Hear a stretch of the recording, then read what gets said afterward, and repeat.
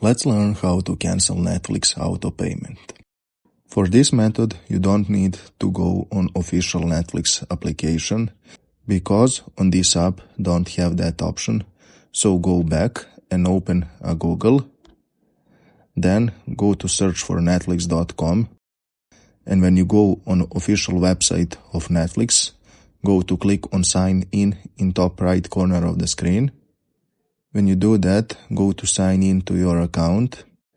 After you're logged into your account, you can see this page and you need to look in top right corner of the screen and you can see a profile picture of your profile and just click on it. That will open to you a little pop-up menu with 3 different options from which you need to go on first one, account. Now let's open account page with all details and you need to go on manage membership option. Then on this page go to scroll down to see cancel membership option and just click on it. And then select one option of these 3 Netflix offers to you, and when you select it, you will cancel your membership. Thanks for watching and see you in the next video.